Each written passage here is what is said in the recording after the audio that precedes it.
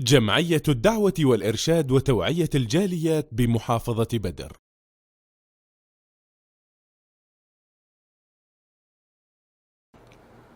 الحمد لله رب العالمين والصلاة والسلام على أشرف الأنبياء والمرسلين أما بعد.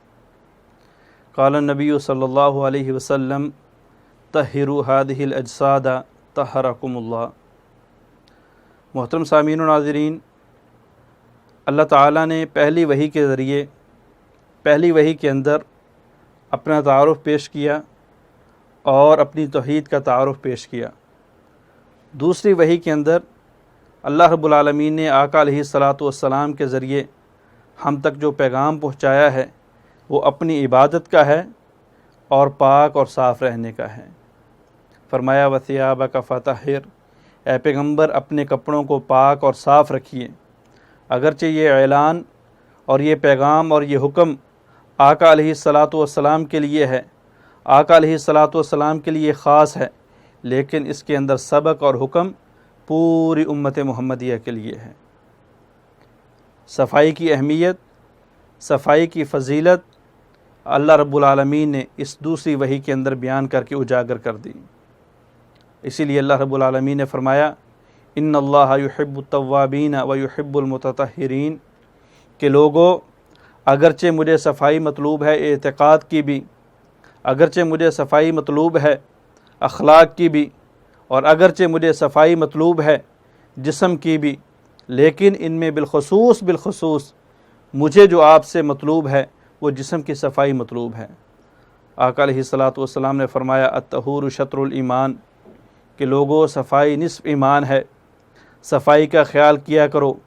جب پاک صاف ہوگے ذہن اور افکار بھی پاک صاف ہوں گے، جسم پاک صاف ہوگا، اللہ کی عبادت کرنے کو دل چاہے گا، مسجد جانے کو دل چاہے گا، قرآن پڑھنے کو دل چاہے گا۔ اگر آپ کا جسم ہی ناپاک ہوا تو شیطان آپ کو اس ناپاکی کا طعنہ دے کے یا اس ناپاکی کا وسوسہ دے کے آپ کو ہر قسم کی عبادت سے اور ہر قسم کے اذکار سے اور ہر قسم کی اللہ کی بندگی سے دور رکھے گا۔ اس لیے فرمایا کہ اپنے آپ کو پاک اور صاف رکھا کرو، یہ آدھا ایمان ہے، نصف ایمان ہے۔ اور اللہ رب العالمین نے بھی جو پچھلی آیت پڑھی میں نے، اس کے اندر فرمایا کہ اے لوگو اگر گناہ کر لو، اللہ کی حدود کو پامال کر لو، تمہارا باطن گندہ ہو جائے، تمہارا اعتقاد گندہ ہو جائے، نامہ اعمال سیاہ ہو جائے، تو اس کو بھی فی الفور پاک صاف کر لیا کرو توبہ کے ذریعے۔ اور اسی طرح تمہارا جسم اگر ناپاک ہو جائے تو اس کو بھی غسل کے ذریعے، اس کو بھی وضو کے ذریعے فوراً پاک اور صاف کر لیا کرو۔ آقا علیہ الصلاۃ والسلام کی حدیث ہے، فرمایا 3 چیزیں ایمان میں سے ہیں، اگر انسان یہ 3 عمل کرتا ہے تو گویا اس کو اپنے ایمان کی پرواہ ہے، وہ اپنے ایمان کا رکھوالا ہے۔ ان 3 اعمال میں سے سب سے پہلا عمل کہ جب اس کو سخت سردی کی رات میں سخت ٹھنڈی کے اندر احتلام ہو جاتا ہے تو اس کو کوئی نہیں دیکھ رہا ہوتا سوائے اللہ کے، وہ اٹھ کے غسل کرتا ہے، یعنی صفائی کرتا ہے، صفائی کا اہتمام کرتا ہے، صفائی کا خیال رکھتا ہے۔ اللہ رب العالمین کے پاک پیغمبر نے فرمایا گویا یہ چیز اس کے اصل ایمان کے اوپر اور اس کے ایمان کی حساسگی کے اوپر دلالت کرتی ہے۔